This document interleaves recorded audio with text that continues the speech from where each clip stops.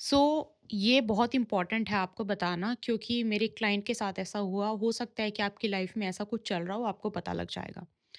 तो ये 4-5 महीने पुरानी बात है और आज मैं क्यों बता रही हूँ क्योंकि आज उसका क्लोज़र हमारा हुआ है। सो आई वाज़ लाइक कि आपकी लाइफ में अगर ऐसी प्रॉब्लम चल रही होगी तो आपको गाइडेंस मिल जाएगी। 4-5 महीने पहले मेरे पास एक क्लाइंट आई थी एंड उनका प्रॉब्लम ये था कि वो कार्मिक कनेक्शन में थी।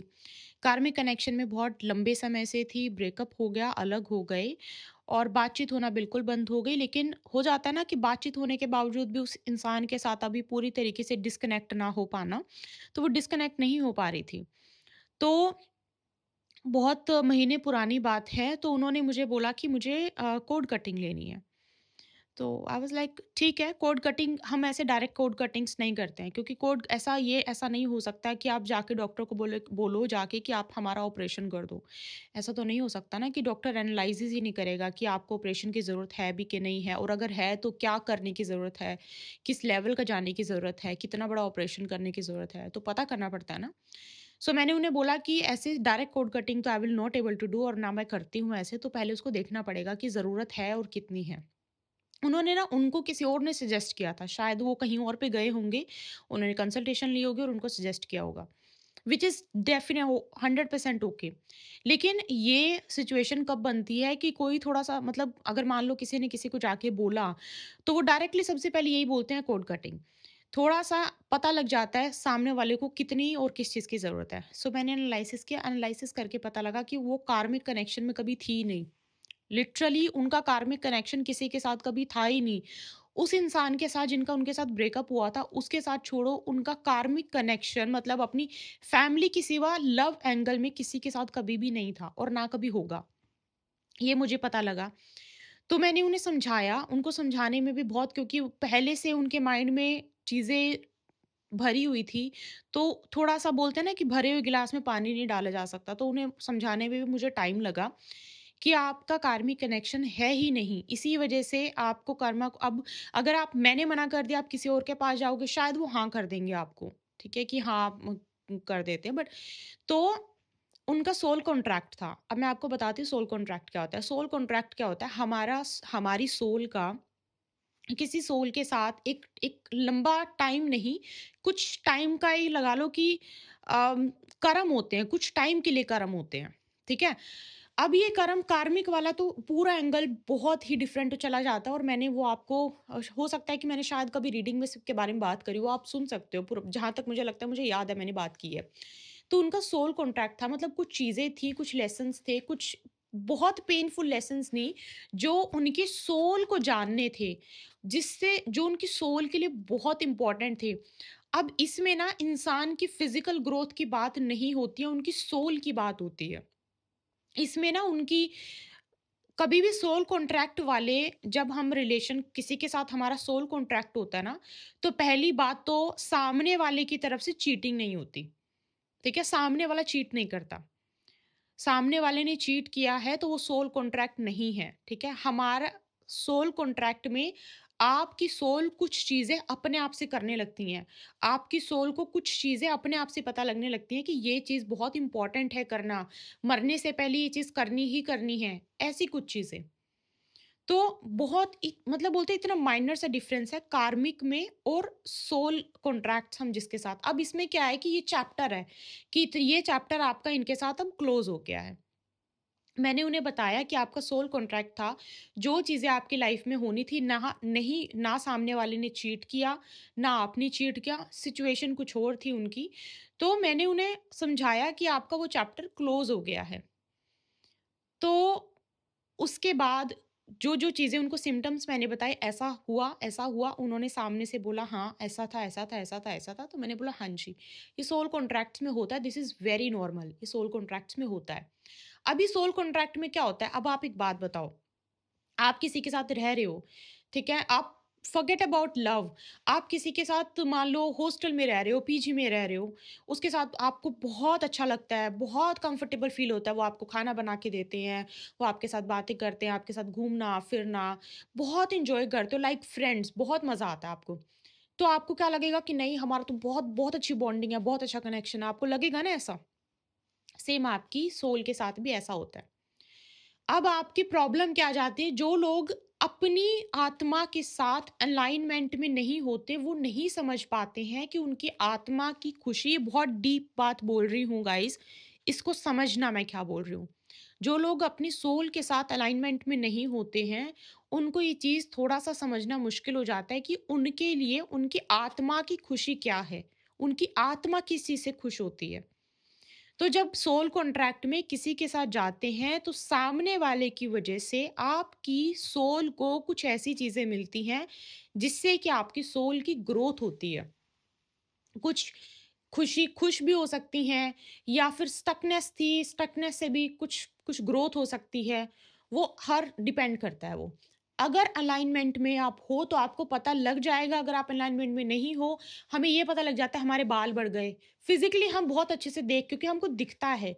लेकिन जो हमारे इंटरनली, जो हमारी आत्मा, जो हमारे अंदर चल रहा है, वो अगर अलाइनमेंट में नहीं है तो वो नहीं समझ में आता है। तो मैंने उन्हें समझाया कि ये था, बहुत सारी चीज़ें उनके साथ क्रॉस चेक हुई कि हाँ, ऐसा था, हाँ जी, ऐसा था, उन्होंने बोला ऐसा था, ठीक है। उनका सोल कॉन्ट्रैक्ट अपने आप से खत्म हो गया था। वो खत्म हो चुका था, ठीक है? अब जो चीज़ ऑलरेडी खत्म हो गई है, उसकी कटिंग कौन करेगा? उसकी कटिंग नहीं हो सकती है, वो खत्म हो गई है ऑलरेडी। अब उस सिचुएशन में क्या है, कर्म नहीं था, अगर कर्म होता तो फिर भी हम उसको बिल्कुल डिटैच कर देते, कर्म नहीं था। उस सिचुएशन में क्या हुआ कि वो डिस्टर्ब, थोड़ा परेशान रहती थी वो, थोड़ा-सा उनको परेशानी होती थी। उनके पास ऑफर्स भी आ रहे थे, ऐसा नहीं कि वो सब कुछ अच्छा था, बट वो बार-बार उस चीज़ को मिस करती थी, वो चीज़, क्योंकि एक बॉडी ने दूसरी बॉडी के साथ अगर इतने टाइम तक वो कने बोले ना कि बहुत सारी चीज़ें, फिर एक है तो इंसान का दिमाग ही, वो मिस करना, वो चीज़ें होना, तो उनके लाइफ में वो हो रही थी और वो होती जा रही थी कि मैम बहुत मिस हो रहा है, ये हो रहा है, वो हो रहा है। तो वो सारी सिचुएशन एनालिसिस के बाद फिर हमने जो उनके हार्ट चक्रा को चेक किया। अब उनके हार्ट चक्र, आप ध्यान से सुनना, क्योंकि वो कार्मिक नहीं था, तो इसीलिए उनका हार्ट चक्रा ब्लॉक नहीं हुआ।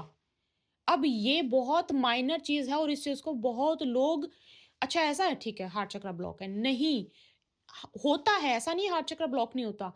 बट हर चीज़ को एनालाइज़ करना बहुत ज़्यादा इम्पोर्टेंट होता है, और इसीलिए मैं कभी भी, चाहे आप हीलिंग ले रहे हो, चाहे आप कटिंग ले रहे हो, चाहे कुछ भी रिमूवल्स ले रहे हो, मैं बिना एनालाइज किए कुछ भी नहीं करती हूँ। ना मैंने कभी की, मतलब मैं नहीं कर सकती हूँ। कुछ चीज़ें हैं जो मेरी जानकारी के लिए बहुत इंपॉर्टेंट है, मुझे पता करना बहुत इंपॉर्टेंट है। आप जब तक मुझे नहीं बताओगे वो चीज़ें, तो तब तक मैं आगे के लिए जो हीलिंग या फिर रिमूवल, वो मैं नहीं करती हूँ। तो इसमें उन्होंने जो सारी चीज़ें हमने देखी, तो उनका हार्ट चक्र हो ही नहीं सकता था। क्यों?